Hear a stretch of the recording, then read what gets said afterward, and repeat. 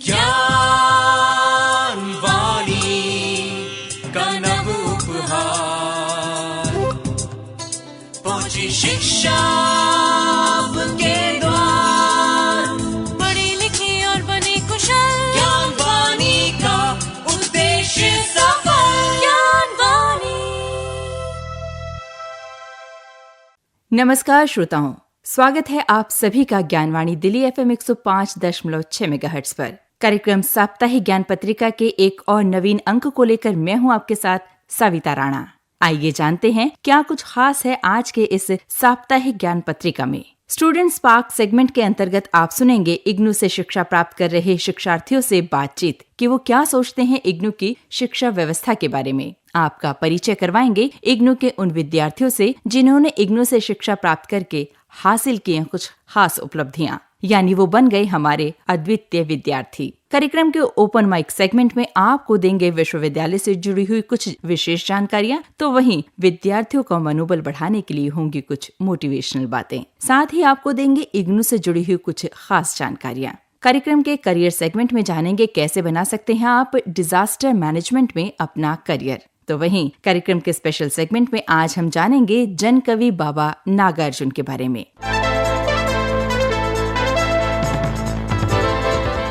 श्रोताओं, शुरुआत करते हैं अपने पहले सेगमेंट स्टूडेंट स्पार्क से। हमने बात की इग्नू के विद्यार्थी नारायण से, जो इग्नू से MBA in human resource management कर रहे हैं। इस दौरान उन्होंने बताया कि इग्नू की काउंसलिंग क्लासेस और ऑनलाइन सेशंस उनके लिए बहुत उपयोगी रहे हैं। कैसा रहा उनका इग्नू के साथ अब तक का सफर, आइए जानते हैं उन्हीं की जुबानी। My experience with MBA in Human Resource Management program at IGNOU. Even though it's a distance learning course, IGNOU has done an excellent job in conducting online sessions, classes and physical sessions, which have been incredibly helpful for working professionals like me. The flexibility the university offers makes it possible to balance both work and studies effectively. The study materials are comprehensive, well researched and updated with real world relevances which make the learning experience both practical and insightful.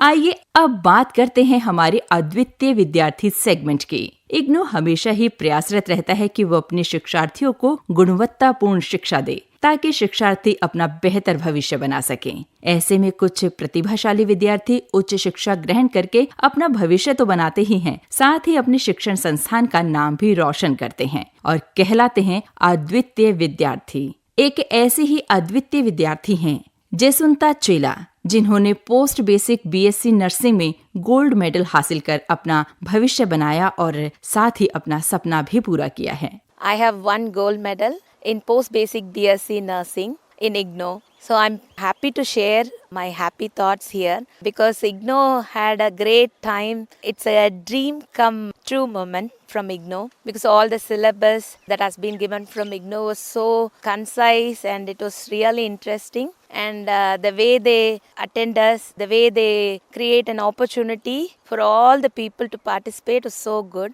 because we had a good, wonderful experience there. Being as if not as a contact class, it was a real class. And to say about IGNOU, it recognizes the people who have talents and it really appreciates. So I'm happy to be the part of this family. Study material is really so good because whatever they give is completely very interesting and very short and it is easy to understand and write also. So no one can beat IGNOU study materials.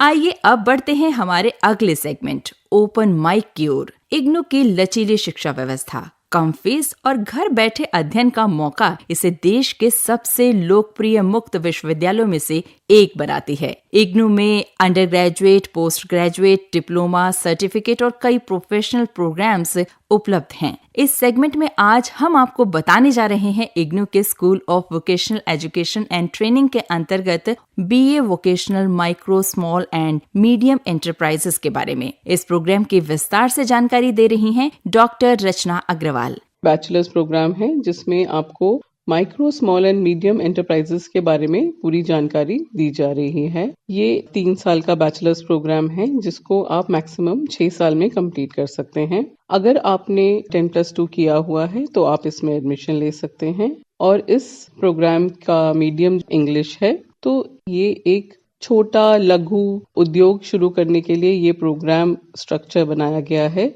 जिसको करने के बाद आपको अलग अलग areas में कैसे आप अपना स्टार्टअप कोई शुरू कर सकते हैं, आप आत्मनिर्भर बन सकते हैं। तो इसके लिए हमने ये प्रोग्राम में सारे अलग अलग एरियाज में इसमें इन्वॉल्व किए हैं, जैसे एग्रीकल्चर ले लीजिए, एनवायरनमेंट ले लीजिए, टूरिज्म ले लीजिए। इसके बारे में हमने डिफरेंट एरियाज की जानकारी इस प्रोग्राम में दी है। तो अगर आप इंटरेस्टेड हैं कि आप अपना कोई बिजनेस शुरू करना चाहते हैं जिसके बारे में आपको कहीं से कोई बता नहीं पा रहा कि उसमें कैसे नया कोई स्टार्टअप शुरू करें, कैसे आपको क्या डॉक्यूमेंटेशंस उसमें इन्वॉल्व होनी चाहिए, कैसे शुरुआत करी जाए, तो हमने इस प्रोग्राम में ये कोशिश करी है कि हम आपको जितनी हो सके एक अपना उद्योग शुरू करने के लिए पूरी जानकारी हम आपको दे पाएं। तो हमारा यही मेजर उद्देश्य है इस प्रोग्राम को शुरू करने का। और इसके बारे में आप अधिक से अधिक जानकारी ले सकते हैं हमारी इग्नू की वेबसाइट पे जाके, जो कि है www.ignu.ac.in।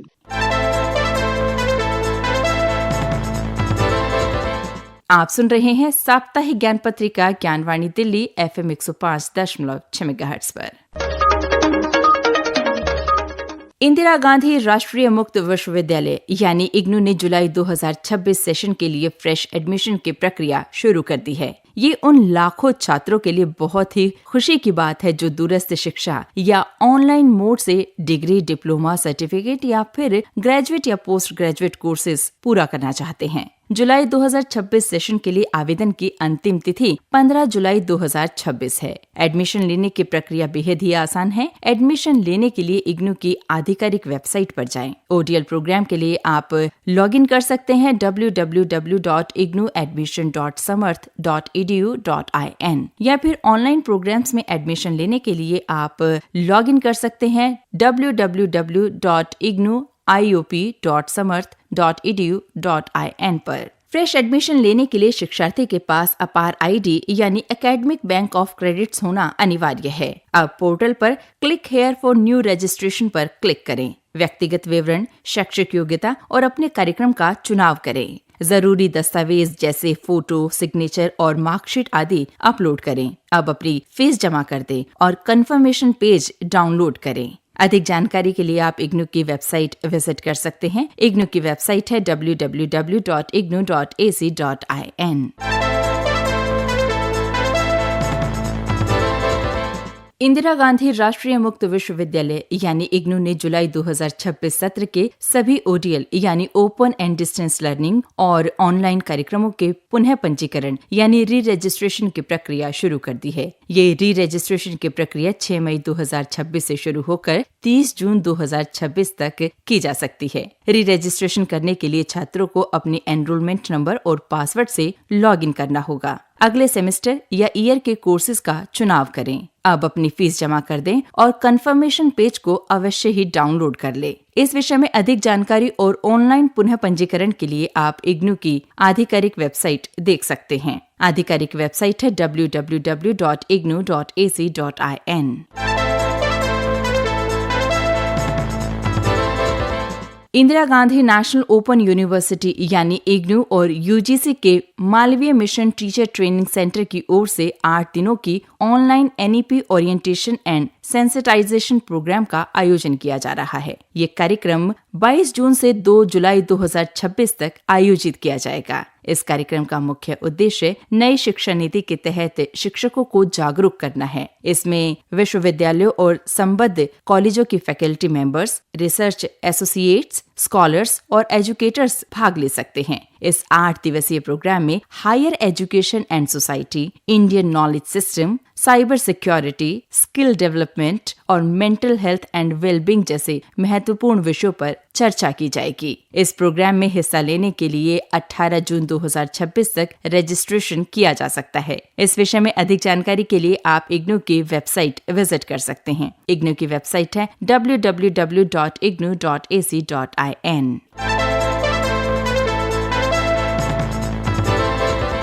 इंदिरा गांधी राष्ट्रीय मुक्त विश्वविद्यालय ने 12 जून 2026 को एक मेगा प्लेसमेंट ड्राइव का सफल आयोजन किया। इग्नू अपने छात्रों के बेहतर भविष्य के लिए हमेशा ही ऐसे बेहतरीन कैंपस प्लेसमेंट ड्राइव का आयोजन करता आ रहा है, जिससे हजारों युवाओं को सीधा फायदा पहुंचता है। ये ड्राइव नंदिनी इंटरनेशनल कंपनी में बिजनेस डेवलपमेंट एग्जीक्यूटिव के पदों के लिए की गई थी। दिल्ली के पीतमपुरा स्थित बेस्ट बिजनेस पार्क में आयोजित इस ड्राइव में इग्नू के स्नातक और पूर्व छात्रों ने हिस्सा लिया।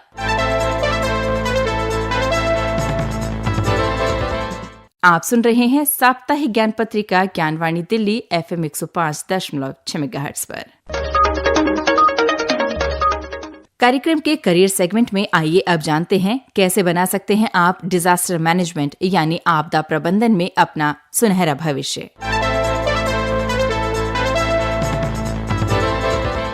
आपदा प्रबंधन यानी डिजास्टर मैनेजमेंट में करियर बनाकर आप न केवल अपना बेहतरीन भविष्य बना सकते हैं, बल्कि संकट के समय में लोगों की जान भी बचा सकते हैं। भारत जैसे देश में जहां बाढ़, भूकंप, सूखा, चक्रवात जैसी आपदाएं आम बात है, तो वहीं इस क्षेत्र में करियर की अनेक संभावनाएं भी मौजूद हैं। इस क्षेत्र में प्रवेश करने के लिए आप अपनी रुचि के अनुसार कोर्स कर सकते हैं। सर्टिफिकेट और डिप्लोमा कोर्स की अगर बात की जाए तो 12वीं के बाद डिजास्टर मैनेजमेंट में 3 से 6 महीने के सर्टिफिकेट प्रोग्राम्स अवेलेबल हैं, या आप 1 साल का डिप्लोमा कोर्स भी कर सकते हैं। इसके अलावा किसी भी स्ट्रीम से 12वीं पास करने के बाद आप BA इन डिजास्टर मैनेजमेंट या BSc इन डिजास्टर मैनेजमेंट भी कर सकते हैं। ग्रेजुएशन की अगर बात की जाए तो ग्रेजुएशन विशेषकर भूगोल, सोशल वर्क, सिविल इंजीनियरिंग या पर्यावरण विज्ञान के बाद MBA या MA और MSc इन डिजास्टर मैनेजमेंट भी सबसे लोकप्रिय विकल्पों में से माने जाते हैं। रिसर्च और टीचिंग की बात की जाए तो इस विषय में आप डॉक्टरेट यानी PhD की डिग्री भी हासिल कर सकते हैं।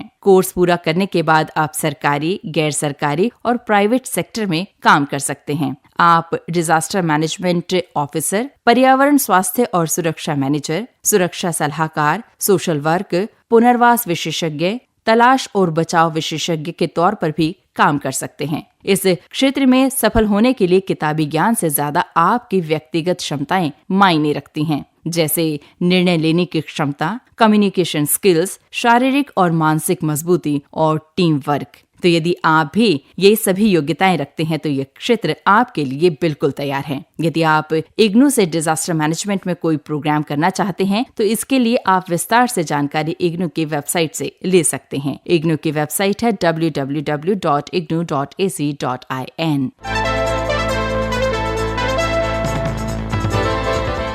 आप सुन रहे हैं साप्ताहिक ज्ञान पत्रिका ज्ञानवाणी दिल्ली FM 105.6 मेगाहर्ट्ज पर। आइए अब बढ़ते हैं कार्यक्रम में अपने अगले सेगमेंट की ओर। अगले सेगमेंट में हम आपको जानकारी देने वाले हैं जन कवि बाबा नागार्जुन के विषय में। बाबा नागार्जुन, जिनका असली नाम था वैद्यनाथ मिश्र, इनका जन्म 11 जून 1911 को बिहार के दरभंगा जिले में हुआ। उनका बचपन गरीबी, अनिश्चितता और संघर्षों से भरा हुआ था, लेकिन पढ़ाई में होशियार बालक वैद्यनाथ ने स्कॉलरशिप जीती और शिक्षा हासिल की। नागार्जुन बहुभाषी विद्वान थे। वे संस्कृत, मैथिली, हिंदी, बंगाली आदि कई भाषाओं के ज्ञाता बने। बाद में उन्होंने बौद्ध धर्म को अपना लिया और नाम पड़ा नागार्जुन। मैथिली भाषा में वे यात्री नाम से लिखते थे। वे जनकवि के रूप में बेहद प्रसिद्ध हुए। घुमंतु स्वभाव, स्पष्टवादिता, विद्रोही, फक्कड़ और दबंग व्यक्तित्व उनके चरित्र की मुख्य विशेषताएं थी। वे सामाजिक, राजनीतिक अन्याय, शोषण और सामंती व्यवस्था के कटु आलोचक थे। बाबा नागार्जुन हिंदी और मैथिली साहित्य के युग पुरुष माने जाते हैं। उन्होंने कविता, उपन्यास, कहानी, निबंध, यात्रा वृतांत और अनुवाद लिखे हैं। उनकी रचनाएं सामाजिक यथार्थ, राजनीतिक व्यंग्य, प्रकृति चित्रण, निजी अनुभव और जन संघर्षों से ओतप्रोत रही हैं। हिंदी में लिखे उनके प्रमुख काव्य संग्रहों की बात की जाए तो युगधारा, कल और आज, सतरंगे पंखों वाली, तालाब की मछलियां, खिचड़ी विप्लव देखा हमने, तुमने कहा था जैसी प्रसिद्ध काव्य रचनाएं हैं। और अगर उनके लिखे हुए उपन्यासों की बात की जाए तो बलशनमा, रतिनाथ की चाची, बाबा बटेसर नाथ, वरुण के बेटे आदि उनके मुख्य उपन्यास रहे हैं। इनमें ग्रामीण जीवन, सामंती शोषण और किसान मजदूरों की पीड़ा को सशक्त अभिव्यक्ति मिली है। बात करें अगर मैथिली रचनाओं की, तो मैथिली रचनाओं में उनकी सबसे लोकप्रिय प्रमुख रचना रही पत्रहीन नग्न गाछ, जिसके लिए उन्हें साल 1969 में साहित्य अकादमी पुरस्कार से नवाजा गया। नागार्जुन हिंदी साहित्य में निराला और कबीर की परंपरा को आगे बढ़ाने वाले कवि माने जाते हैं, जिनकी रचनाएं आज भी प्रासंगिक हैं।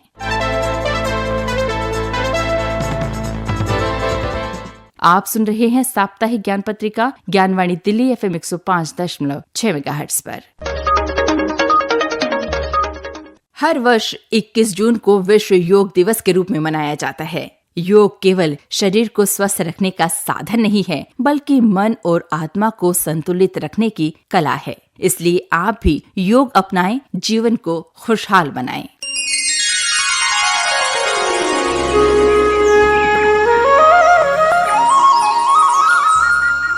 जो सुबह करे योग और घूमे शुद्ध वायु में, उसे रोग ना हो किसी भी आयु में। अब हवा खा लो या दवा खा लो, मर्जी आपकी है। सब रोगों का एक ही समाधान, योगा करो सुबह हो शाम। सेहत के सुखों का दीपक चारों दिशा जले, शक्ति स्वास्थ्य के सुख की पवनी चारों ओर चले। आइए अब बढ़ते हैं हमारे अगले सेगमेंट मोटिवेशनल थॉट की ओर।